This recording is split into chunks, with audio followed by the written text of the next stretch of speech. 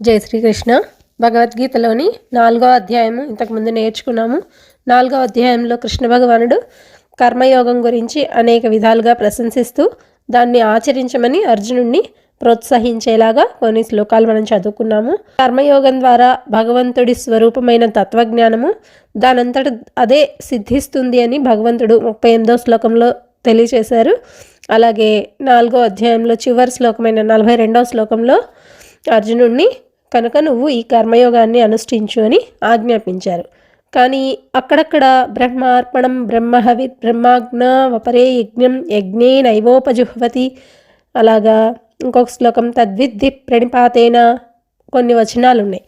వాటి ద్వారా ఏమి అర్థమవుతుందంటే జ్ఞానయోగాన్ని అనగా కర్మ సన్యాస యోగాన్ని ప్రశంసించారు అని అర్థమవుతుంది. కనుక అర్జునుడికి ఒక సందేహం కలుగుతుంది.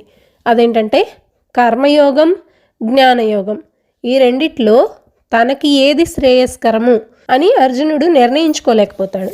అందువలన తనకి శ్రేయస్కరమైన సాధన ఏది అని ఖచ్చితంగా తెలపండి అని చెప్పి భగవంతుణ్ణి ఈ 5వ అధ్యాయం మొదటి శ్లోకం ద్వారా ప్రార్థిస్తున్నట్లు 5వ అధ్యాయం ప్రారంభమవుతుంది. అర్జున ఉవాచ సన్యాసం కర్మణాం కృష్ణ పునర్యోగైంచ సంశసి యచ్ఛ్రేయ ఏతయోరేకన్ తన్మే బ్రూహి సునిశ్చితం. దీని యొక్క భావం ఏంటంటే, ఓ కృష్ణ, ఒకసారేమో కర్మ సన్యాసాన్ని ప్రశంసిస్తూ చెప్తున్నావు, మరొకసారేమో కర్మయోగాన్ని ప్రశంసిస్తూ చెప్తున్నావు. నాకు ఈ రెండిట్లో ఏది నిశ్చయంగా శ్రేయస్కరమో చెప్పుము అని అర్జునుడు అడుగుతున్నాడు. కొంచెం వివరంగా తెలుసుకుందాం. ఇక్కడ అర్జునుడు అసలు ఎందుకు అడుగుతున్నాడు? 4వ అధ్యాయంలో ఆఖరి శ్లోకంలో ఆల్రెడీ కృష్ణుడు చెప్పాడు కదా, కర్మ సన్యాస యోగాన్ని ప్రశంసించాడు. అలాగే నువ్వు పాటించు, కర్మయోగాన్ని అనుష్ఠించు అని చెప్పాడు కదా. కర్మయోగాన్ని అనుష్ఠించడం అంటే నువ్వు చేస్తున్న ప్రతి కర్మని కూడాను ఫలితం ఆశించకుండా భగవంతుడికి వదిలేసి నీ కర్మల్ని నువ్వు నిర్వహించు అని చెప్పాడు. మళ్ళీ ఎందుకు అడిగాడు అంటే, ఇక్కడ అర్జునుడికి ఒక అనుమానం వచ్చింది. ఇక్కడ కర్మ సన్యాసము అంటే సన్యాసము అనే మాటకి త్యజించడం అనే మాట అర్థం కాదు. త్యజించడం అంటే వదిలిపెట్టడం. అంటే తాను చేస్తున్న పనుల్ని వదిలిపెట్టమని భగవంతుడు ఎప్పుడూ చెప్పలేదు.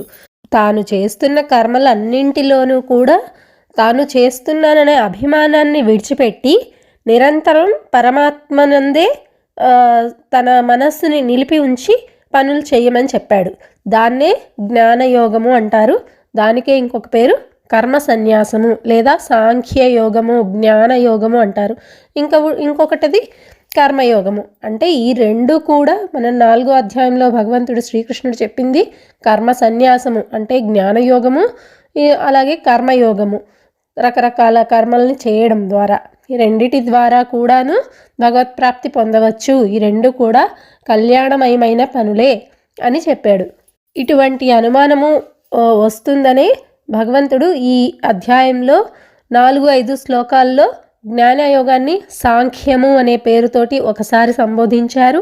అలాగే 6వ శ్లోకంలో సన్యాసము అనే మాటను కూడా పేర్కొన్నారు. అది మనం రాబోయే శ్లోకాల్లో తెలుసుకుంటాము.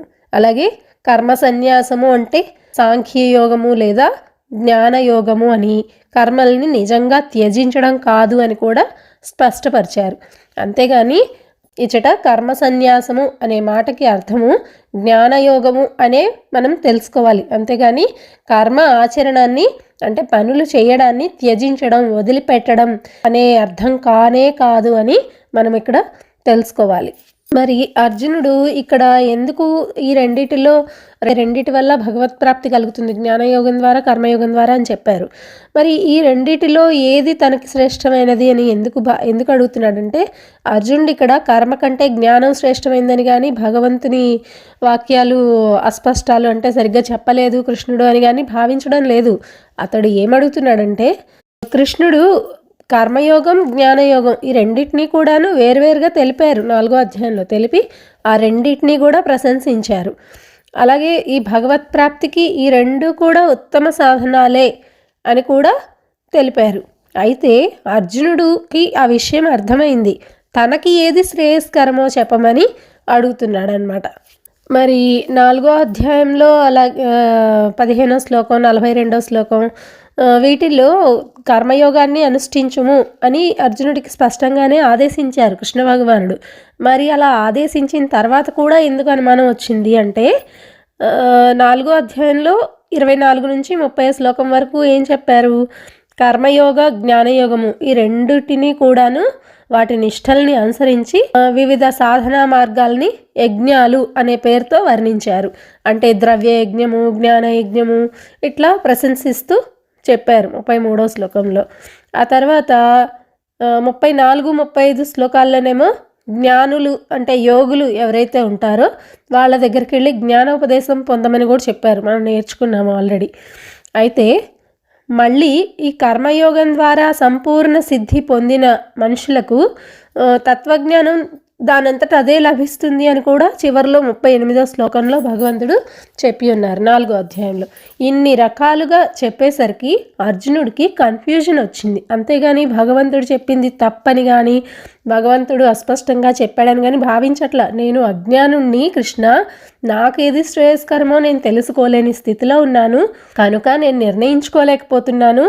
నువ్వే నాకు మార్గాన్ని చూపించు, నేను ఏ మార్గాన్ని అనుసరిస్తే నాకు మంచిది ఓ కృష్ణ. తత్వజ్ఞానుల్ని నేను ఆశ్రయించి వాళ్ళ దగ్గర నుంచి సాధనాపూర్వకంగా జ్ఞానయోగాన్ని తెలుసుకొని విధులు ఆచరించాలా, లేదంటే నేను చేస్తున్న కర్మల్ని నిష్కామ భావంతో దాని పట్ల ఆసక్తి, మమత, ఫలాపేక్ష లేకుండా భగవంతుడికి అర్పిస్తున్నాను వీటి ఫలితాన్ని అని భావిస్తూ నేను కర్మల్ని ఆచరించాలా, అంటే కర్మయోగాన్ని పాటించాలా, నాకు స్పష్టంగా తెలపండి అని అర్జునుడు ఈ శ్లోకంలో కృష్ణ భగవాన్ని అడుగుతున్నారు అని మనకి తెలుస్తుంది. శ్రీ భగవానువాచ సన్యాసః కర్మయోగశ్చ నిశ్రేయసకరావుభౌ తయోస్తు కర్మ సన్యాసాత్ కర్మయోగో విశిష్యతే. ముందు శ్లోకంలో అర్జునుడు ప్రశ్న అడిగాడు, ఈ శ్లోకంలో కృష్ణ భగవానుడు సమాధానం చెప్తున్నారు. కర్మ సన్యాసము, కర్మయోగము ఈ రెండు కూడా కళ్యాణదాయకాలే, అంటే మంచి పనులే, భగవత్ప్రాప్తిని నీకు లభించేలా చేస్తాయి. కానీ ఈ రెండిట్లో కూడా కర్మ సన్యాసం కంటే కర్మయోగము అభ్యాసం చేయడానికి, అంటే నువ్వు సాధన చేయడానికి చాలా సులభమైనది, అందువలన అది శ్రేష్టమైనది అని వివరించి చెప్తున్నారు. అంటే సాంఖ్యయోగం కంటే కర్మయోగమే శ్రేష్టమైనది అని చెప్పున్నారు. సన్యాసము అంటే ముందు శ్లోకంలో ఏం చెప్పుకున్నాం? కర్మ సన్యాసము అంటే పనుల్ని త్యజించడం, అంటే వదిలిపెట్టడం కాదు, చెయ్యకుండా వదిలిపెట్టడం సన్యాసం కాదు, త్యాగం చేయడం అని అర్థం. ఎవరికి త్యాగం చేయాలి? త్యాగం చేయడం అంటే ఎవరో ఒకళ్ళ కోసం త్యాగం చేస్తామంటాం కదా. ఏం త్యాగం చేయాలి, ఎవరికి త్యాగం చేయాలనేది వివరంగా తెలుసుకుందాం. మనం చేసే పనుల పట్ల అభిమానం వదిలేసేయాలి. అంటే నేను ఈ పని చేస్తున్నాను, నాకు దీనివల్ల లాభం కావాలి, లేదా ఇంకొకళ్ళకి నష్టం జరగాలి, లేదా దీంట్లో సక్సెస్ అవ్వాలి, దీంట్లో ఇంత డబ్బులు రావాలి, ఈ పని నేను నీకు దండం పెడుతున్నాను, నాకు పెద్ద బిల్డింగ్ కావాలి భగవంతుడా, ఇట్లాంటి అభిమానాన్ని ముందు వదిలిపెట్టాలట. మనం చేసే కర్మల యందు కర్తృత్వ అభిమానాన్ని వదిలిపెట్టాలి. మనస్సుతో, వాక్కుతో, ఇంద్రియాలతో కూడాను మనం దాని పట్ల అభిమానాన్ని ఉంచుకోకూడదు, వదిలిపెట్టేసేయాలి. అలాగే మన శరీరం నందు కూడా మనం అభిమానం వదిలిపెట్టాలి. శరీరాన్ని పెంచి పోషించాలి, నేను ఇంత అందంగా ఉండాలి, లేకపోతే ఈ శరీరం నాది అనే భావాన్ని వదిలిపెట్టాలి. ఎందుకంటే ఎప్పటికైనా నశించేదే, ఈ శరీరం నశ్వరము అనేది మనము గుర్తుపెట్టుకోవాలి. అలాగే ప్రాపంచిక విషయాలందు డబ్బు కావాలని, లేకపోతే మన ఇంట్లో వాళ్ళ పట్ల మమత, ఆసక్తి, వాళ్ళ పట్ల అభిమానము, మోహం అంటాం కదా, వ్యామోహం, ఈ వ్యక్తి లేనిదే నేను బ్రతకలేను, అటువంటి వ్యామోహాల్ని వదిలిపెట్టేసేయాలి. మమకారాన్ని వదిలేసేయాలి. అహంకారాన్ని, నేను అనే అహంకారాన్ని వదిలిపెట్టేసేయాలి. ఇట్లాంటి త్యాగం ఎవరైతే చేస్తారో దాన్నే సన్యాసము అంటారనమాట. ఇక్కడ కర్మ సన్యాసము అంటే మన మనోవాక్కాయ కర్మల యందు కర్తృత్వ అభిమానాన్ని వదిలిపెట్టడం, శరీరం నందు, ప్రాపంచిక విషయాలందు అహంకారము, మమకారము వీటిని పూర్తిగా త్యజించడం, ఇటువంటి త్యాగాన్నే సన్యాసము అని అంటారు అని గుర్తుపెట్టుకోవాలి. ఈ భగవద్గీతలో సన్యాసము, సన్యాసి అనే పదాలు సందర్భానుసారంగా వేర్వేరు అర్థాలలో వివిధ అధ్యాయాల్లో చెప్పబడి ఉన్నాయి. అప్పుడు చెప్పిన సందర్భాన్ని బట్టి వాటిని వివరంగా మనం తెలుసుకుందాము. ఈ అధ్యాయం వరకు సన్యాసము అనే పదం వినిపిస్తే అది సాంఖ్యయోగము లేదా జ్ఞానయోగం అని మనం గుర్తుంచుకుంటే మంచిది. అయితే ఇంకొక అనుమానం వస్తుంది. ఒకే సమయంలో ఒకే వ్యక్తి కర్మ సన్యాసాన్ని, కర్మయోగాన్ని ఈ రెండు సాధనలు చేయగలడా? చేయలేడు. ఎందుకు అంటే కర్మయోగి ఏం చేస్తారు? కర్మయోగాన్ని అవలంబించే వాళ్ళు సాధన చేసే సమయంలో కర్మలు, కర్మ ఫలాలు, పరమాత్మ, తాను వేరువేరని భావిస్తారు. మనం కర్మయోగం చేస్తున్నారనుకోండి, ఒకళ్ళు ఏమని అనుకుంటారు? నేను ఈ పని చేస్తున్నాను భగవంతుడా, దీని ఫలితాన్ని నీకు వదిలిపెడుతున్నాను అంటే అక్కడ రెండో వ్యక్తి ఉన్నట్టే కదా. భగవంతుడు వేరు, నేను వేరుని భావిస్తేనే కర్మయోగం చేస్తున్నాం. కర్మ యొక్క ఫలితాన్ని భగవంతుడికి అర్పిస్తున్నాం. కాబట్టి ఆ కర్మయోగ సాధన చేసేవాళ్ళు, కర్మయోగి ఆ సాధన చేసే సమయంలో పనులు కానీ, వాటి ఫలితాలు కానీ, పరమాత్మ కానీ, తను ఎవరైతే చేస్తున్నారో వాళ్ళు ఇవన్నీ కూడా వేరువేరుగా అని భావించి ఆ కర్మ యొక్క ఫలాల పట్ల ఆసక్తిని వదిలిపెట్టేసి ఇవన్నీ కూడా పరమేశ్వర అర్పణము, పరమేశ్వరుడికే అర్పిస్తున్నాను కర్మఫలాన్ని, అటువంటి బుద్ధి కలిగి తను చేసే పనులన్నీ చేస్తూ ఉంటారు. ఆ విధమైన ఆచరణని చేయమని భగవంతుడు అర్జునుడికి చెప్పారు. ఇంకా సాంఖ్యయోగి ఏం చేస్తారంటే, సాంఖ్యయోగి అంటే జ్ఞానయోగి, జ్ఞానాన్ని, భగవంతుడి తత్వజ్ఞానాన్ని ఎవరైతే గ్రహిస్తారో వాళ్ళుట భగవంతుడు తాను వేరు అనుకోరు. తనలోనే భగవంతుడు ఉన్నాడు అనుకుంటారు. భగవంతుడే చేయిస్తున్నాడు, ఈ పని చేస్తున్నది నేను కాదు భగవంతుడు అని అనుకుంటారు. అంటే ఎట్లా? ఇంకొంచెం వివరంగా చెప్దాం. సాంఖ్యయోగి ఒక మాయలో ఉంటాడనమాట. ఆ మాయ, భగవంతుడు అనే మాయ అతనికి జ్ఞానం ద్వారా లభించి అతను ఏమనుకుంటాడంటే, నాకున్న ఈ గుణం ఏదైతే ఉందో అది భగవంతుడి గుణమే, నాకున్న ఈ ఇంద్రియాలు ఏవైతే ఉన్నాయో ఆ ఇంద్రియాలు భగవంతుని ఇంద్రియాలే. కాబట్టి ఈ మనస్సు, ఇంద్రియము, శరీరము వీటి ద్వారా ఏవైతే పనులు జరుగుతున్నాయో వాటి యందు ఏమాత్రం అభిమానం పెట్టుకోకుండా వదిలేసి కేవలం ఈ అంతా వ్యాపించి ఉన్నదంతా భగవంతుడే. ఒక చీమని చూస్తే అది చీమ, ఇది నేను అనుకోడు. ఆ చీమ కూడాను పరమాత్మనే అనుకుంటాడు. ప్రతి ఒక్క రూపాన్ని పరమాత్మ స్వరూపమే అని భావించి అటువంటి స్థితిలో ఉంటాడు సాంఖ్యయోగి పనులు చేసేటప్పుడు. కర్మయోగి ఏమిటంటే తన కర్మలను, తను చేసే కర్మలకి తననే కర్త, అంటే భగవంతుడు చేయిస్తున్నాడు అనుకోడు. నేను చేస్తున్నాను, ఫలితం నాకొద్దు, నువ్వు తీసుకో, నువ్వు ఏ ఫలితం ఇచ్చినా సరే అని వదిలేస్తాడు. ఇది డిఫరెన్స్ అనమాట. కానీ సాంఖ్యయోగి తను చేసే పనులకి తనని తను కర్త అనుకోడు, అంటే చేస్తున్నాను నేను అనుకోడు, భగవంతుడే చేస్తున్నాడు అనుకుంటాడు. కానీ కర్మయోగి తను చేస్తున్నాను అనుకుంటూ తన కర్మల్ని భగవంతుడికి అర్పణ చేస్తాడంతే. అది డిఫరెన్స్. ఒకటి ఏంటంటే సాంఖ్యయోగి మనస్సు, ఇంద్రియాలు వీటి ద్వారా ఎటువంటి ఏదైనా అహంకార రహితమైన క్రియలు జరిగినాయి అనుకోండి, వాటిని అసలు కర్మలుగానే భావించడు. కర్మయోగి ఎవరైతే ఉంటారో అతను మాత్రం భగవంతుడు వేరు, పరమాత్మ తనకంటే వేరు, కాబట్టి వేరువేరుగా అనుకుంటాడు. కానీ సాంఖ్యయోగి భగవంతుని పట్ల అభేద భావం, అంటే భేదం ఏమీ లేదు, నేనే భగవంతుణ్ణి, నాలోనే ఉన్నాడు భగవంతుడు, నా చేత ఆయనే చేయిస్తున్నాడు, ఈ శరీరము ఉత్తి రూపం మాత్రమే, దీనిలో ఉన్న ఆత్మనే భగవంతుడు అని గ్రహించే వాళ్ళని సాంఖ్యయోగి అంటే సాంఖ్యయోగం అభ్యసించేవాళ్ళు అని అంటారు. కర్మయోగులట ప్రకృతిని, మిగిలిన పదార్థాలు లేదా పక్షులు, మనుష్యులు, జంతువులు, వివిధ రూపాల్లో ఉన్న వాటన్నిటి యొక్క ఉనికిని అతను అంగీకరిస్తాడు, అంటే గ్రహిస్తాడు.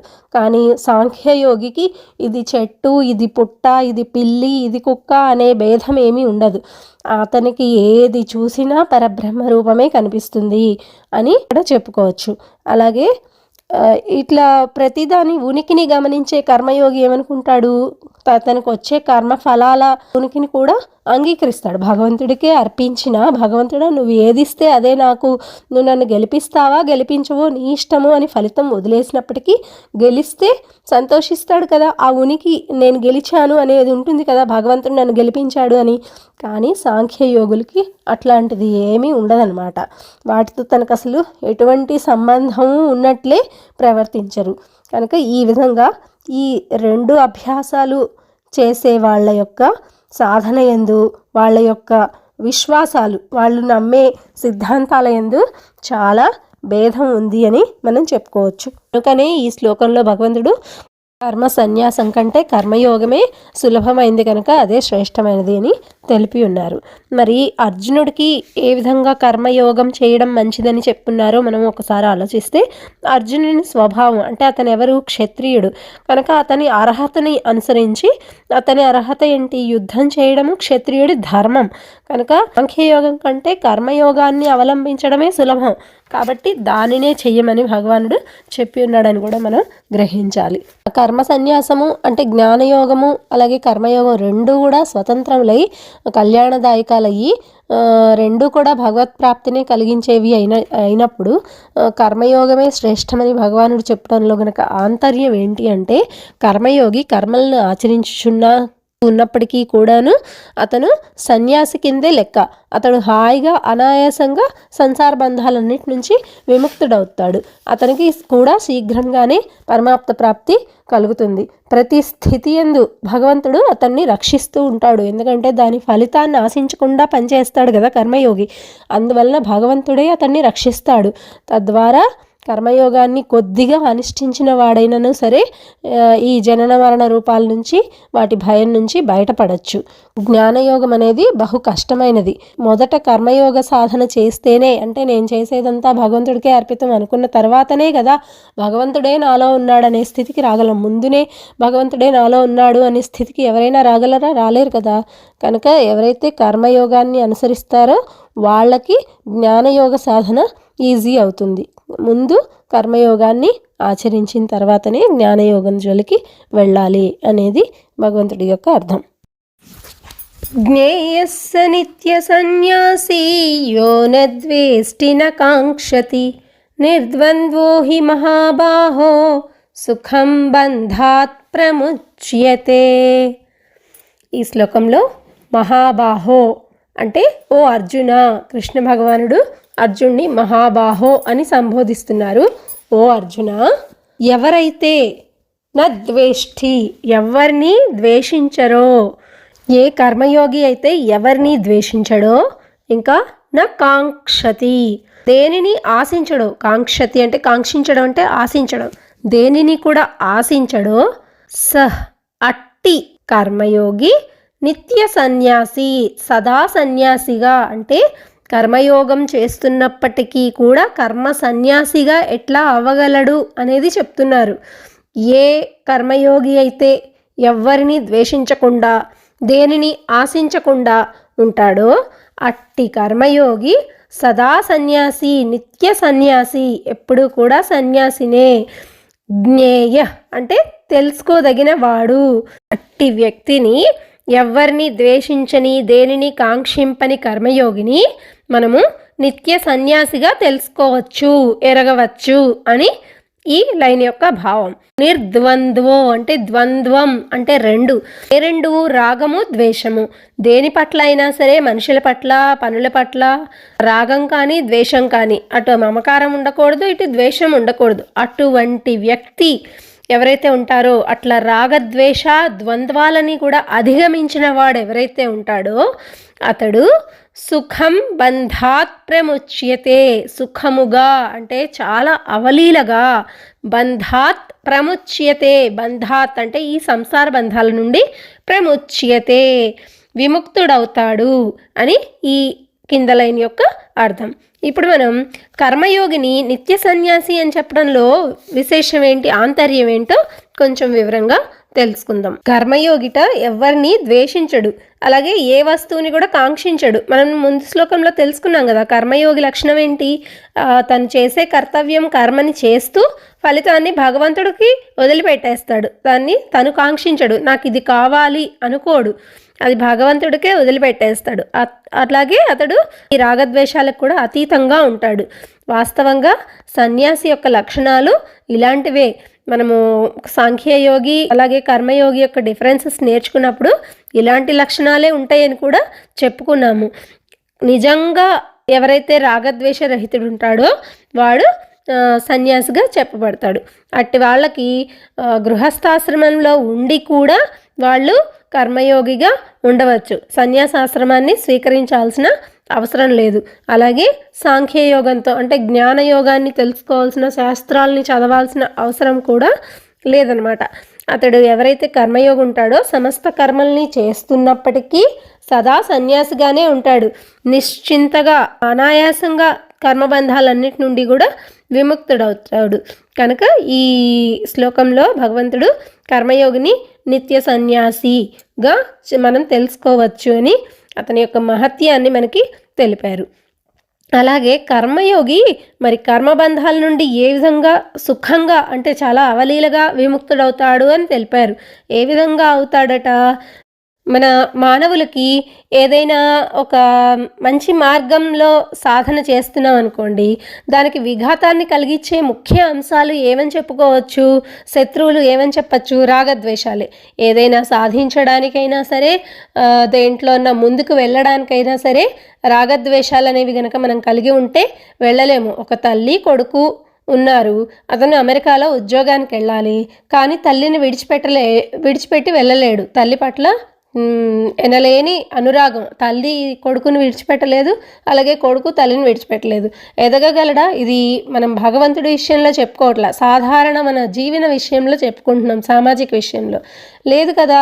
కాబట్టి దేనిలో అయినా సరే ఎదుగుదలకి అవరోధాలుగా ఉండేవి ముఖ్యంగా రాగద్వేషాలే. ఒక అనురాగమే కదా, అలా ద్వేషం ఉన్నా సరే వాళ్ళు ఎదగలేరు. కాబట్టి వీటి ప్రభావం చేతనే మానవులు కర్మబంధాల్లో చిక్కుకుంటూ ఉంటారు. ఎప్పుడైతే మమకారము ఉంటుందో, ఎప్పుడైతే ద్వేషం ఉంటుందో అనేక రకాల తప్పులు చేయవలసి వస్తుంది. అనేక రకాల సాక్రిఫైసెస్ చేసి అక్కడే ఇరుక్కుపోయి వాళ్ళ కోసమనే అట్లా బతకడము, కొన్ని పనులు చేయవలసి వస్తుంది. కాబట్టి కర్మబంధాల్లో చిక్కుకోవాల్సి వస్తుంది.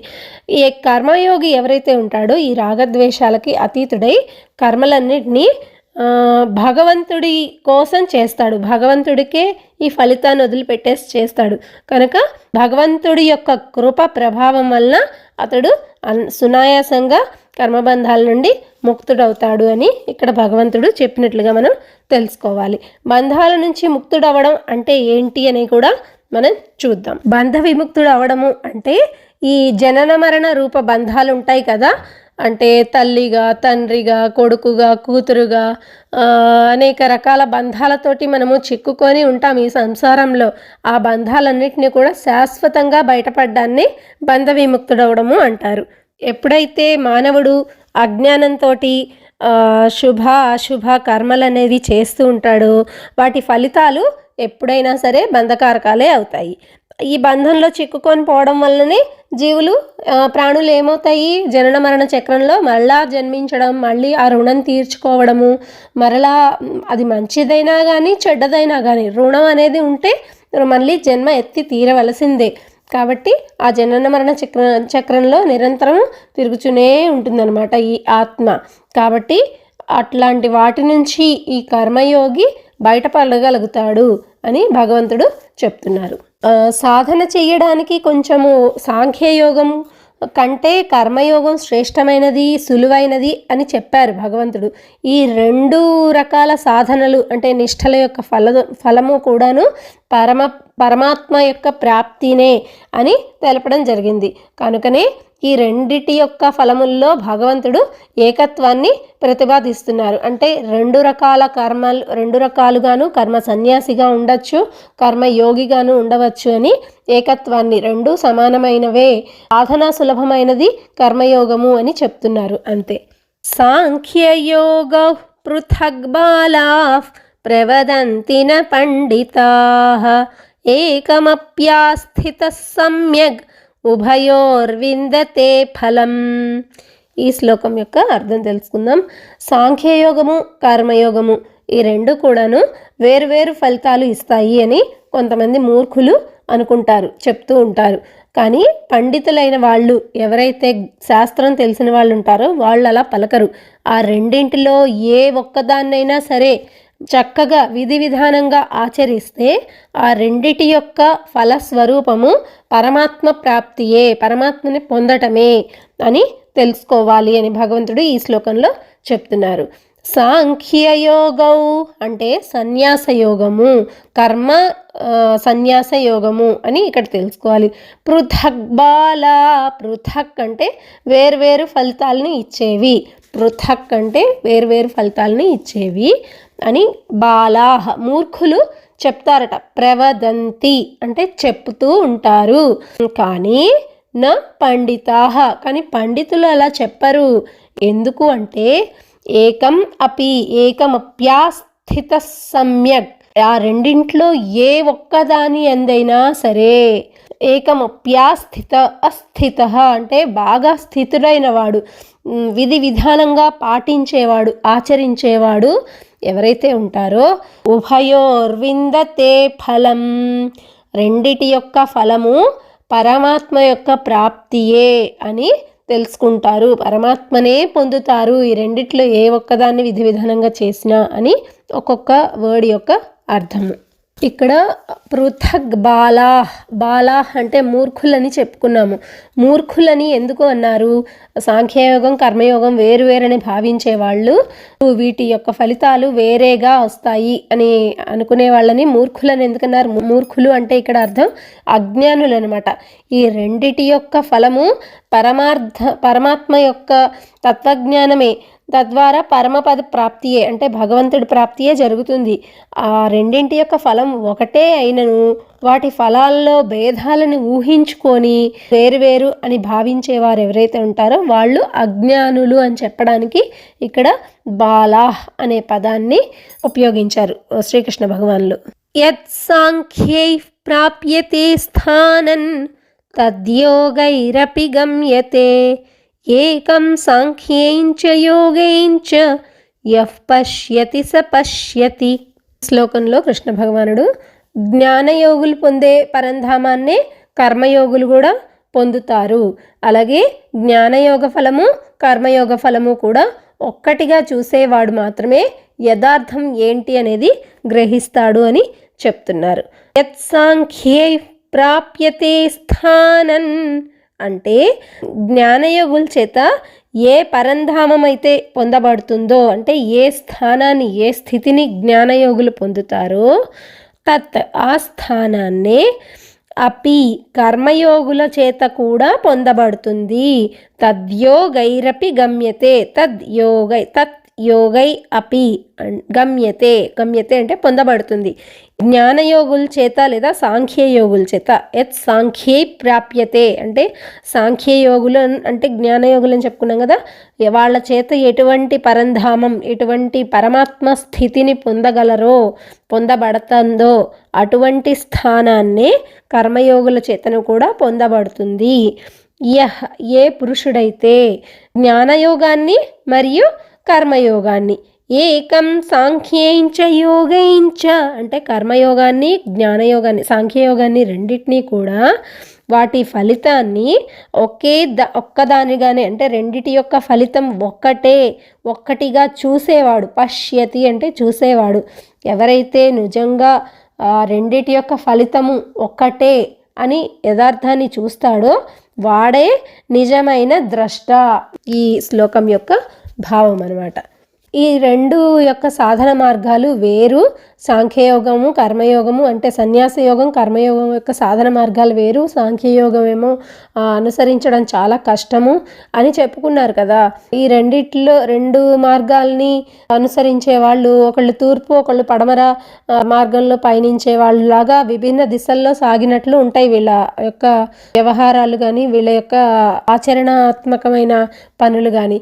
మరి ఒకే ఫలం లభిస్తుంది అని భగవంతుడు చెప్పడంలో ఆంతర్యం ఏంటంటే, ఇప్పుడు మనం భారతదేశం నుంచి అమెరికాకి వెళ్ళాలనుకోండి, పశ్చిమ దిశ వైపు వెళ్ళినా వస్తుంది, అలాగే తూర్పు దిశ వైపు వెళ్ళినా వస్తుంది. దూరంలో డిఫరెన్స్ ఉండొచ్చు కానీ చేరుకునేదైతే గమ్యమైతే అమెరికానే కదా.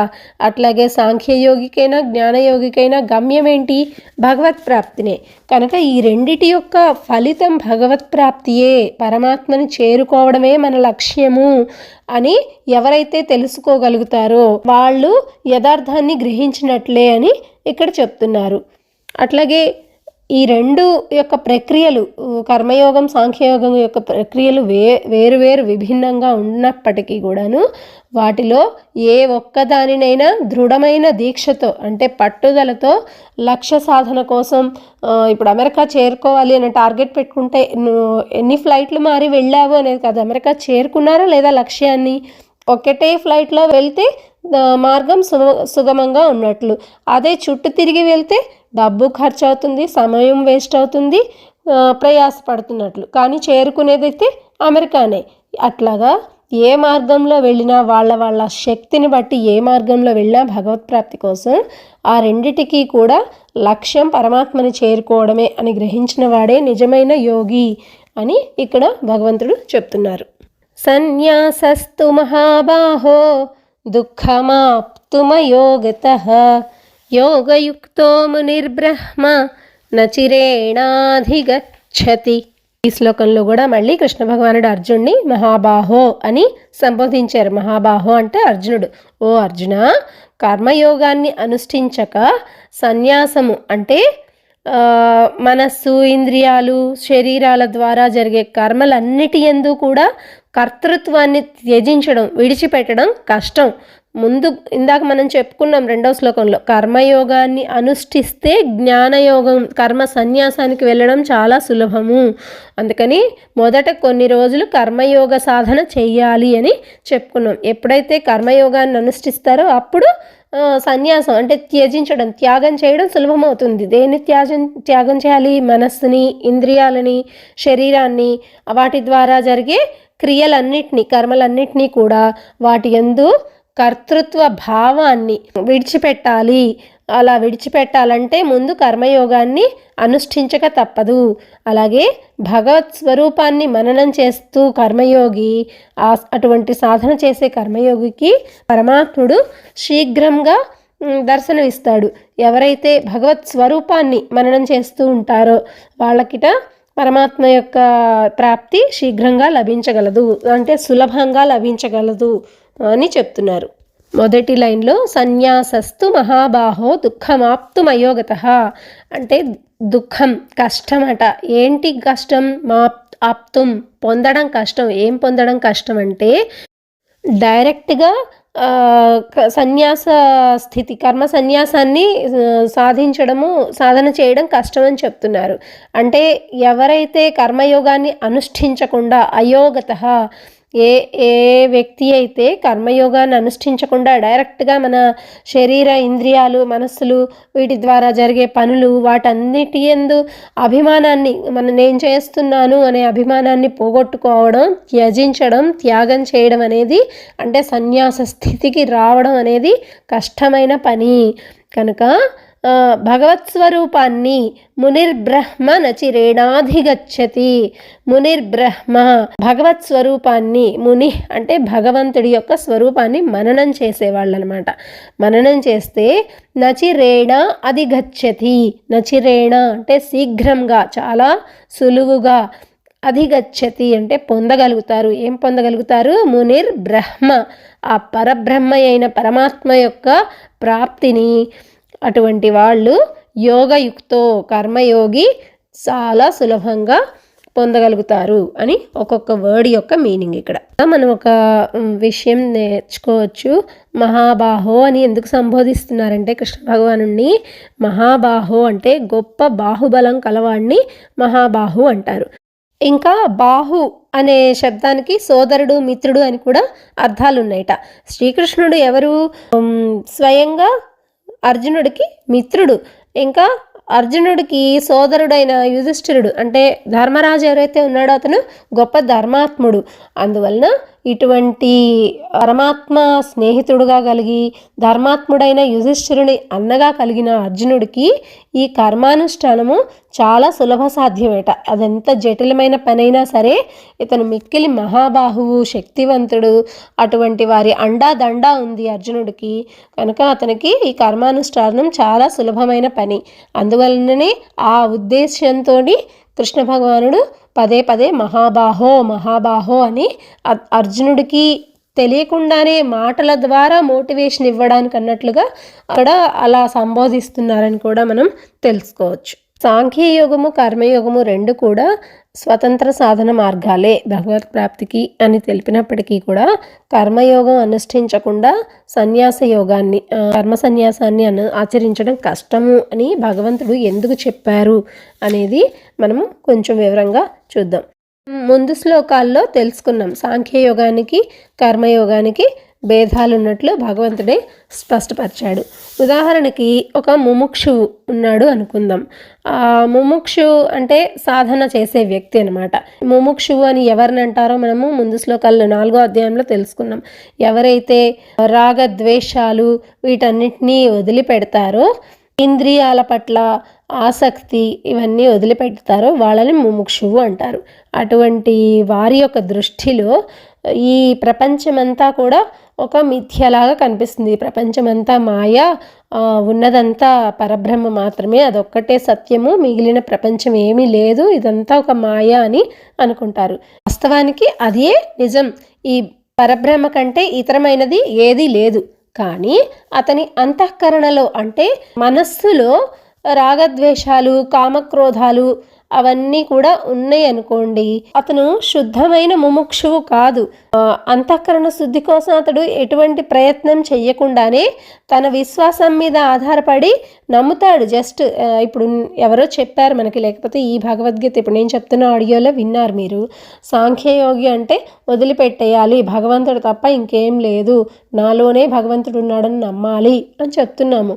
అలా నమ్మి మన పని మనం చేసుకుంటూ ఉంటే రాగద్వేషాలు వదిలిపెట్టము, ఇంకా మనకి కామక్రోధాది దోషాలు ఇవి ఏమీ వదిలిపెట్టము, అన్నీ మనం చేస్తూ ఉంటే మనం సాంఖ్యయోగి అవ్వగలమా? లేదు.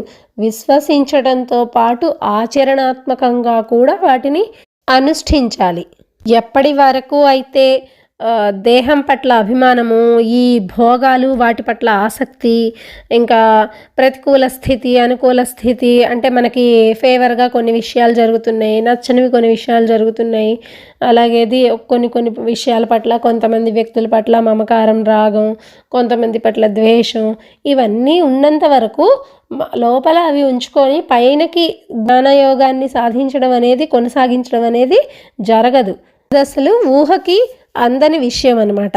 అంతేకాదు, ఎవరికైతే అంతఃకరణ శుద్ధి ఉండదో వాళ్ళకి మోహం ఉండడం వలన, అలాగే ఆవేశము ఇవన్నీ ఉండడం వలన పరమాత్మ పట్ల, భగవంతుడి పట్ల విశ్వాసం ఉండదు, అంటే నమ్మకం ఉండదు.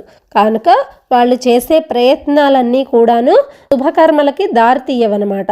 అందువలన ఎవరైతే ఈ సాంఖ్యయోగ సాధన చేయాలి అనుకుంటారో వాళ్ళు ముందుగా నిష్కామ భావంతో యజ్ఞాలు, దానాలు, తపస్సు, కొన్ని మంచి కర్మలు శాస్త్రాల్లో చెప్పబడినవి ఆచరించి అప్పుడు వాళ్ళల్లో ఉన్న రాగద్వేషాలు వీటన్నిటినీ తొలగించుకొని అంతఃకరణ శుద్ధి కావాలి. అంటే మనస్సుని శుద్ధంగా ఉంచుకోవాలి, నిష్కామ భావంతో ఉంచుకోవాలన్నమాట. అప్పుడు సాంఖ్యయోగ సాధన నిర్విఘ్నంగా కొనసాగుతుంది. తద్వారా భగవంతుడి యొక్క ఫల ప్రాప్తి కలుగుతుంది. అందువల్లనే ఇక్కడ కర్మయోగాన్ని అనుష్ఠించకుండా సన్యాస యోగాన్ని ఆచరించడం కష్టము అని భగవంతుడు ఈ శ్లోకంలో చెప్పడంలోని భావమా అదనమాట. సన్యాసస్తు మహాబాహో దుఃఖమాప్తుమయోగతః అని చెప్పడంలో భావం ఇది. తర్వాత శ్లోకంలో కర్మయోగి యొక్క లక్షణాలని భగవంతుడు వర్ణిస్తూ అతడు కర్మల యందు ఏ విధంగా చిక్కుకోకుండా ఉంటాడు అనే విధాన్ని తెలియజేస్తున్నారు. యోగయుక్తో విశుద్ధాత్మ విజితాత్మా జితేంద్రియః సర్వభూతాత్మభూతాత్మా కుర్వన్నపి న లిప్యతే. ఇక్కడ కర్మయోగి యొక్క లక్షణాలు వివరిస్తున్నారు. అటువంటి కర్మయోగి కర్మల యందు చిక్కుకోకుండా ఉంటాడు అని చెప్తున్నారు. ఆ కర్మలు వాళ్ళని వంటవు అలాంటి వాళ్ళని అని చెప్తున్నారు. ఆ లక్షణాలు ఏంటో చూద్దాం. విజితాత్మ అంటే మనస్సుని వశంలో ఉంచుకునేవాళ్ళు, తన మనస్సుని తన కంట్రోల్లో ఉంచుకున్న వాళ్ళు. అలాగే జితేంద్రియుడు అంటే అటువంటి నిగ్రహం కలిగిన వాళ్ళు.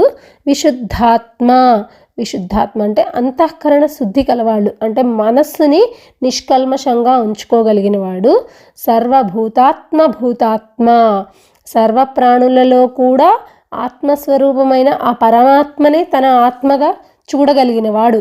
అటువంటి యోగయుక్తో అంటే అటువంటి కర్మయోగి కుర్వన్నపిన లిప్యతే, ఆ కర్మలను ఆచరించుచున్నప్పటికీ కూడా ఆ కర్మలేవి వానికి అంటవు, న లిప్యతే వానిని అంటుకోవు అని ఇక్కడ భావం. మనస్సుని తన వశంనందు ఉంచుకొనినటువంటి నిగ్రహం కలిగిన వాడు జితేంద్రియుడు, అంతఃకరణ శుద్ధి కలవాడు, అలాగే సర్వప్రాణులలో కూడా ఆత్మస్వరూపమైన పరమాత్మని తన ఆత్మగానే చూసేవాడు.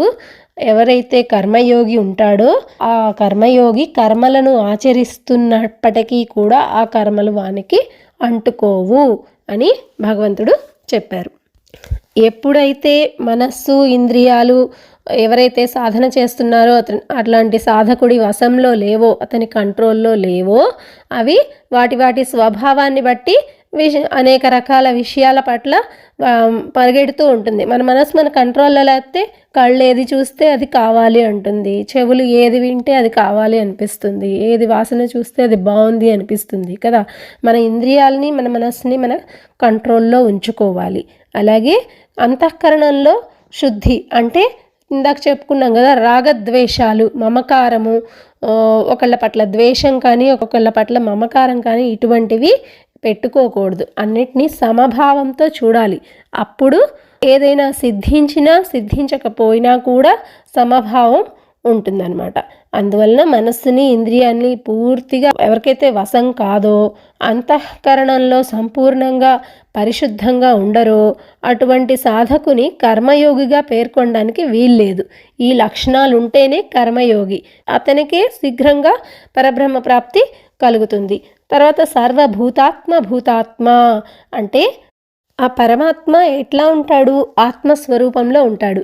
అటువంటి పరమాత్మనే తన ఆత్మ అంటే తన అంతర్యామి అని తెలుసుకొని ఆయన ప్రేరణతోనే ఈ కర్మలన్నిటినీ చేస్తున్నాను అని భగవంతుడి యందు తప్ప ఇంకా శరీరము, మనస్సు, ఈ బుద్ధి వీటి ఎందు కానీ ఇంకా ఏ ఇతర వస్తువుల ఎందు కానీ ఆలోచన లేకుండా, ధ్యాస లేకుండా ఉండడము అని చెప్పడమే భూతాత్మ. సర్వ ప్రాణులలో కూడా ఆత్మస్వరూపుడైన పరమాత్మ ఉన్నాడు. ఏ పని చేస్తున్నా ఆ పని యందు పరమాత్మని చూడాలి. ఏ వ్యక్తిని చూస్తున్నా, ఏ ప్రాణిని చూస్తున్నా సర్వ ప్రాణులలో కూడా పరమాత్మని చూడాలి అని చెప్పడం ఇక్కడ. అటువంటి వాడే కర్మయోగి అని చెప్పబడతాడు అని ఇక్కడ భావం. ఇక ఇప్పటి వరకు మనం చెప్పుకున్న దాంట్లో భగవంతుడు 2వ శ్లోకంలో టూకీగా సాంఖ్యయోగం కర్మయోగం యొక్క ఫలితము ఒకటే అని చెప్పి సులభంగా చేయాలి అంటే సాంఖ్యయోగం కంటే కర్మయోగమే శ్రేష్టము అని చెప్పారు. ఆ తర్వాత 3వ శ్లోకంలో ఏం చెప్పారు, కర్మయోగిని గురించి ప్రశంసిస్తూ చెప్పారు. 4-5 శ్లోకాల్లోనేమో ఆ రెండిటి యొక్క ఫలాల ఏకత్వాన్ని వాటిని గురించి వివరించి చెప్పారు. ఆ తర్వాత 6వ శ్లోకంలో కర్మయోగ ఆచరణ లేకుండా సాంఖ్యయోగాన్ని ఆచరించడం కష్టము అని చెప్పి, ఆ తర్వాత కర్మయోగం ఆచరించడం సులభం అని కూడా చెప్పారు. ఇక 7వ శ్లోకంలో కర్మయోగి యొక్క లక్షణాలు ఏంటి అనేది ఇప్పుడే మనం తెలుసుకున్నాం. దీన్ని బట్టి ఈ 2 సాధనలు కూడా ఒకే ఫలాన్ని ఇచ్చుచున్నప్పటికీ రెండిటి యొక్క సాధన మార్గాలు పరస్పరం భిన్నమైనవి అని మనకి అర్థమవుతుంది. కనుక ఈ రెండిటి యొక్క ఆచరణాత్మక రీతులు అంటే సాంఖ్యయోగాన్ని ఆచరించాలంటే ఏ రీతిగా ఉండాలి, వాటి యొక్క వ్యవహార శైలి ఏంటి, అలాగే జ్ఞానయోగాన్ని ఆచరించాలంటే ఏ విధంగా ఉండాలి అనే విషయాన్ని స్పష్టంగా తెలియచేయాలి అర్జునుడికి అనుకొని 8-9 శ్లోకాల్లో సాంఖ్యయోగి యొక్క రీతి, సాంఖ్యయోగి అంటే ఎటువంటి లక్షణాలతో ఉండాలి అనేది వివరంగా చెప్తున్నారు 8-9 శ్లోకాలలో. నైవ కించిత్ కరోమీతి యుక్తో మన్యేత తత్వవిత్ పశ్యైన్ శృణ్వన్ స్పృశైన్ జిఘ్రన్ నశ్నన్ గచ్చన్ స్వపైన్ శ్వసన్. ఇక్కడ 9వ శ్లోకం కూడా కలిపి మనం మీనింగ్ తెలుసుకుందాము. చాలా వివరంగా తెలుస్తున్నప్పుడు ప్రలపన్ విసృజన్ గృహ్ణన్ నున్మిషన్ నిమిషన్నపి ఇంద్రియాణీంద్రియార్థేషు వర్తంత ఇతి ధారయన్. ఈ శ్లోకం యొక్క అర్థం ఏంటంటే తత్వజ్ఞుడైన సాంఖ్యయోగి ఎట్లా ఉంటాడు అనేది మనకు వివరిస్తున్నారు. సాంఖ్యయోగిట చూస్తూనే ఉంటాడు, చూస్తూ వింటూ స్పృశిస్తూ ఆఘ్రాణిస్తాడు, భుజిస్తాడు, నడుస్తాడు, అలాగే నిద్రిస్తాడు, శ్వాసక్రియలని జరుపుతాడు, భాషించడం అంటే మాట్లాడుతూ ఉంటాడు, కొన్ని కొన్ని విషయాల్ని త్యజిస్తాడు అంటే కొన్నిని విసర్జిస్తాడు, త్యాగం చేస్తాడు, అలాగే కళ్ళు తెరవడం, మూయడం ఇట్లాంటివన్నీ జరుగుతున్నా సరే ఏమనుకుంటాడు అంటే నైవ కించిత్ కరోమీతి, నేను ఏమీ చేయటం లేదు, నేను ఈ పనులేవి నేను చేయటం లేదు, నా యొక్క ఇంద్రియములు వాటి వాటి ధర్మం ఏంటో అవి నిర్వర్తిస్తున్నాయి. కళ్ళ యొక్క పని ఏంటి? చూడడం, కాబట్టి అవి చూస్తున్నాయి. నోరు యొక్క పని మాట్లాడడం, తినడం, ఇవి అవి చేస్తున్నాయి. శ్వాసక్రియ జరుగుతుంది. అంతేగాని ఇవి ఏవి కూడా నేను చెయ్యట్లా, కావాలని చేయట్లా. నా యొక్క ఇంద్రియములు వాటి వాటి పనులు అవి నిర్వర్తిస్తున్నాయి అంతే అని సాంఖ్యయోగి అనుకుంటాడు. అటువంటి జ్ఞానాన్ని కలిగి ఉంటాడు తత్వజ్ఞుడైన సాంఖ్యయోగి. చూస్తున్నప్పటికీ, వింటున్నప్పటికీ, స్పృశిస్తున్న, ఆఘ్రాణిస్తున్న ఒక్కొక్క వర్డ్కి ఒక్కొక్క అర్థం. ఇక్కడ మొదటి లైన్ చూద్దాం. నైవ కించిత్ కరోమీతి, నైవ కించిత్ కరోమి ఇతి మన్యేత తత్వవిత్ యుక్తో. యుక్తో అంటే తత్వజ్ఞుడైన సాంఖ్యయోగి అని అర్థం. ఇక్కడ ఎవరైతే తత్వజ్ఞుడైన సాంఖ్యయోగి ఉంటాడో అతడు ఏమనుకుంటాడట? నేను ఏమీ చేయటం లేదు, నిన్ని కూడా ఇంద్రియాణీంద్రియార్థేషు వర్తంత ఇతి ధారయన్, ఇంద్రియములు తమ తమ శబ్దాది విషయాలందు అంటే వాటి వాటి యొక్క ధర్మాన్ని అనుసరించి అవి వాటి పని చేసుకుంటున్నాయి, ప్రవర్తిస్తున్నాయి. ధారయన్ అంటే భావించడం, ఆ విధంగా భావిస్తాడు. అంతేగాని పశ్యన్ చూచుచు, పశ్యన్ అంటే చూడడం, శృణ్వన్ అంటే వినడం, స్పృశన్ అంటే స్పృశించడం, తాకడం, జిఘ్రన్ అంటే ఆఘ్రాణించడం, వాసన చూడడం, వాసన పీల్చడం, ఆఘ్రాణించడం అంటే. అలాగే నష్నన్ గచ్చన్, నష్నన్ అష్నన్, న అష్నన్, అష్నన్ అంటే తినడం, గచ్చన్ అంటే నడవడం, స్వపన్, స్వపన్ అంటే ఇక్కడ నిద్రించడం, శ్వసన్ అంటే శ్వాసక్రియలు నడపడం, ఉచ్ఛ్వాస నిశ్వాసాలు ఏవైతే జరుగుతాయో అవి. ప్రలపన్ అంటే భాషించడం, మాట్లాడడం. అలాగే విసృజన్ త్యజించడం, ఏదైనా విషయాన్ని త్యాగం చేయడం, విస్మరించడం అన్నమాట. గృహ్ణన్ గ్రహించడం, గృహ్ణన్ అంటే గ్రహించడం. నున్మిషన్ నిమిషన్ అపి అంటే కళ్ళు తెరవడం, మూయడం అనమాట. ఇటువంటి పనులు ఏవి జరుగుతున్నా సరే ఆ ఇంద్రియాలు ఏవైతే ఉన్నాయో అవే చేస్తున్నాయి, కానీ నేను చేయడం లేదు అని భావించే తత్వజ్ఞాని సాంఖ్యయోగి. ఎవరైతే సాంఖ్యయోగం చెప్పబడతాడో వాళ్ళ యొక్క లక్షణాలు ఈ విధంగా ఉంటాయి. వీటితోటి తనకెట్టి సంబంధం లేదు, ఇవన్నీ కూడా వాస్తవానికి తన చేత ఆచరించబడట్లేదు, వాటితోటి తనకెట్టి సంబంధము లేదు అనుకుంటాడు. ఇక్కడ యుక్తో అనే మాటకి తత్వజ్ఞుడు అయిన సాంఖ్యయోగి అని చెప్పుకున్నాం. అంటే ఏంటిట? అంటే కనిపించే ప్రపంచం అంతా కూడా క్షణభంగురం, ఇదంతా శాశ్వతం కాదు, అనిత్యము, అంటే ఎప్పటికీ నిలిచి ఉండేది కాదు. ఈ చెట్టు ఉంది, ఎప్పటికైనా పడిపోతుంది. ఈ మనిషి ఉన్నాడు, ఎప్పటికైనా చనిపోతాడు. నది ఉంది, ఎప్పటికైనా ఎండిపోతుంది. అలాగే ఈ కనిపించే ప్రపంచం అంతా ప్రళయం వస్తే ఒకనాటికి మునిగిపోయేదే, శాశ్వతమైనది పరబ్రహ్మ మాత్రమే. ఇదంతా కూడా ఎండమావుల్లో నీటిలాగా ఒక మాయా ప్రపంచం. కనుక ఆ సచ్చిదానంద ఘనస్వరూపం ఎవరైతే పరమాత్మ ఉన్నాడో ఆయన మాత్రమే సత్యమైన వాడు. ఆయన యందే ఈ ప్రపంచమంతయు ఆయన ద్వారానే నడుస్తూ ఉన్నది అని చెప్పి ఈ విధమైన తత్వాన్ని గ్రహించి నిరంతరం కూడా నిరాకార స్వరూపాన్ని, అంటే ఒక ఆకారం కలిగిన, మనం ఏం చేస్తాం, భగవంతుడిని ఒక ఆకారంలో వెంకటేశ్వర స్వామి ఒక విగ్రహం ఇలా ఉంటారు, కృష్ణుడు అంటే ఇలా ఉంటారు, అలాంటి ఆకారంతో పూజిస్తాం. ఎవరైతే ఈ తత్వజ్ఞుడు అని చెప్పుకునే సాంఖ్యయోగి ఉంటాడో అతనికి ఆకారం అవసరం లేదు, ఆత్మస్వరూపంలో చూస్తాడు, ఒక వస్తువు రూపంలో అక్కర్లేదు ఆయనకి.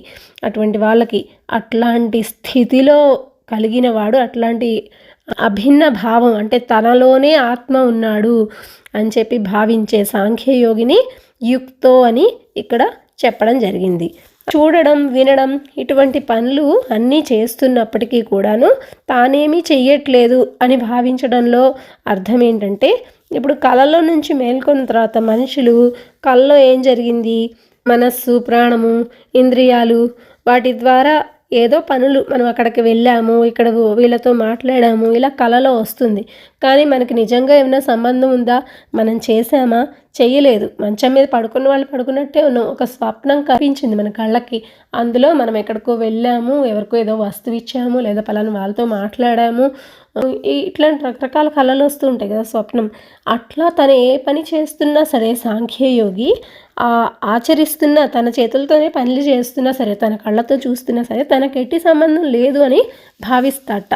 అలాగే భగవంతుడి తత్వాన్ని తెలుసుకొని ఆ పరమాత్మ యందు, తన యందు ఉన్న ఆత్మ ఒకటే, ఆ పరమాత్మ ఆత్మనే తనలో ఉంది అని చెప్పి భావించి ఈ ఇంద్రియాల ద్వారా, మనస్సు ద్వారా ఏవైతే లోక వ్యవహారమైన పనులన్నీ జరుగుతున్నాయో, వినడము, మాట్లాడడము ఇటువంటివన్నీ కూడాను ఇదంతా మాయనే, నేనేమీ చేయటం లేదు, భగవంతుడు చేస్తున్నాడు అని భావిస్తాడనమాట.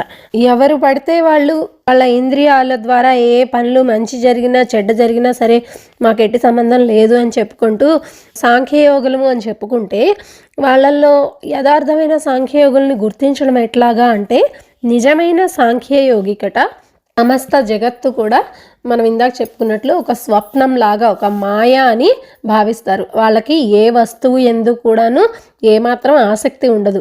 అట్లాంటి వాళ్ళల్లో రాగద్వేషాలు మచ్చుకైనా ఉండవు. ఇంకా అరిషడ్ వర్గాలు అని చెప్పుకుంటాం కదా, కామం, క్రోధం, లోభం, మోహం ఇటువంటి 6 రకాలమైన దోషాలు మచ్చుకైనా సరే కనిపించవు. ఇట్లాంటి స్థితిలో నిషిద్ధమైన కర్మలు అంటే చెడ్డ కర్మలు ఏమీ కూడా చెయ్యరు. అందువలన వాళ్ళ మనస్సు, ఇంద్రియాల ద్వారా జరిగే పనులు కూడాను మంచి పనులే జరుగుతాయి.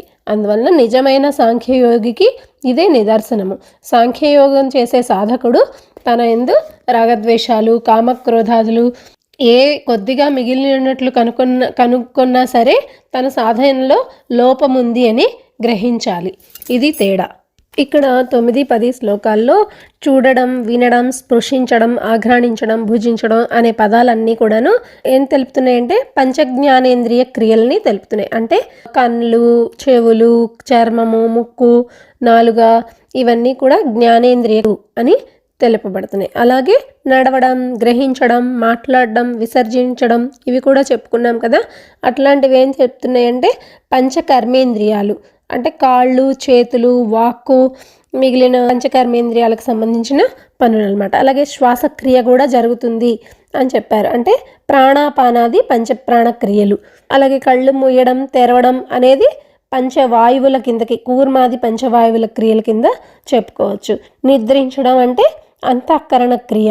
ఈ విధంగా ఇంద్రియాలు, ప్రాణాలు, అంతఃకరణానికి సంబంధించిన క్రియలన్నిటినీ తెలుపుడు చేత వాటిలో సాంఖ్యయోగి ఆచరించే వర్ణాశ్రమ ధర్మాలు, పనుల యొక్క స్వభావము వాటిని అనుసరించి శరీర యాత్ర కోసం లోకహితార్థమే చేసే ధర్మాలు, అన్నపానాదులు, అలాగే జీవన విధానము, ఉపదేశము, చదవడం, వినడం, ఆలోచించడం ఈ క్రియలన్నీ కూడా అంతర్గతాలైపోయినాయి. అవన్నీ జరుగుతున్నట్లు కనిపిస్తున్నప్పటికీ భగవంతుడే చేస్తున్నాడు అని ఆ సాంఖ్యయోగి భావనలో ఉంటాడు అని మనం ఇక్కడ చెప్పుకోవచ్చు. ఇక్కడ వరకు భగవంతుడు సాంఖ్యయోగి యొక్క సాధనా స్వరూపాన్ని, సాంఖ్యయోగాన్ని ఆచరించే వాళ్ళు ఎలా ఉంటారు, వాళ్ళ యొక్క ఆచరణ రీతి ఎలా ఉంటుంది, సాధనా స్వరూపం ఎలా ఉంటుందనేది తెలిపారు. ఆ తర్వాత కర్మయోగి యొక్క సాధనా స్వరూపము ఎలా ఉంటుందనేది 10-11 శ్లోకాల్లో తర్వాత భగవంతుడు తెలుపుతున్నారు. బ్రహ్మణ్యాధాయ కర్మాణి సంగం త్యక్త్వా కరోతి యః లిప్యతేన సపాపేన పద్మపత్రమివాంభసా. ఈ శ్లోకం యొక్క అర్థం ఏంటంటే, కర్మలన్నిటినీ కూడాను భగవంతుడికి అర్పణం చేసి ఆసక్తి లేకుండా ఆ కర్మల్ని ఆచరించే వాళ్ళు ఎవరైతే ఉంటారో వాళ్ళని ఆ పాపాలు తామరాకుపై నీటి బిందువు ఎట్లాగా అంటుకొని ఉండదో ఆ విధంగా ఆ పాపాలు వాళ్ళకి తాకబడవు, వాళ్ళకి అంటవు అని అర్థం. కర్మాణి అంటే కర్మలన్నింటినీ బ్రహ్మణ్యాధాయ అంటే భగవంతుడికి అర్పణంగా చేసి భగవంతుడికి అర్పిస్తున్నాను అనుకోని కర్మల్ని ఎవరైతే చేస్తారో త్యక్త్వా అంటే ఆసక్తిని వదిలిపెట్టాలి. ఆ భగవంతుడికి అర్పించేటప్పుడు వాటి పట్ల ఉన్న ఆసక్తిని త్యజించడం. త్యక్త్వా అంటే ఆసక్తిని విడిచిపెట్టడం. కరోతి అంటే ఆ కర్మల్ని ఆ విధంగా ఆచరించే వాళ్ళకి ఆ పురుషుడికి పద్మపత్ర మివాంభస అంటే పద్మపత్రం మీద తామరాకు మీద ఏ విధంగా అయితే నీటి బిందువు అంటుకొని ఉండదో రాలిపోతుందో అదేవిధంగా అటువంటి పురుషుణ్ణి పాపాలు తాకబడవు, పాపాలు అంటుకొని ఉండవు. నా లిప్యతే అంటే పాపాలచే తాకబడడు ఆ పురుషుడు అని అర్థం అనమాట. కర్మలన్నింటినీ భగవంతుడికి అర్పితం చేయడం అంటే ఏంటి? భగవంతుని పట్ల ఉన్న భక్తి, దైవాన్ని ఆరాధించడము, ఇంకా తల్లిదండ్రుల్ని గురువుల్ని సేవ చేయడము, యజ్ఞాలు దానాలు తపస్సులు ఇవన్నీ చేస్తున్నప్పుడు, అలాగే డబ్బు సంపాదించడానికి కానీ శరీర పోషణకు కానీ, ఇంకా వాళ్ళ యొక్క వర్ణాశ్రమాన్ని బట్టి కొన్ని కొన్ని శాస్త్రవిహితమైన కర్మాలు ఉంటాయి. అంటే వాళ్ళు ఏ వర్ణానికి చెందిన వాళ్ళు, ఏ మతం, ఏ కులం, దాన్ని బట్టి వాళ్ళు చేయవలసిన ధర్మాలు కొన్ని ఉంటాయి. ఆ పనులు చేసేటప్పుడు కూడాను ఏమి చేసినా వాటి పట్ల మమతాశక్తిని విడిచిపెట్టేయాలి.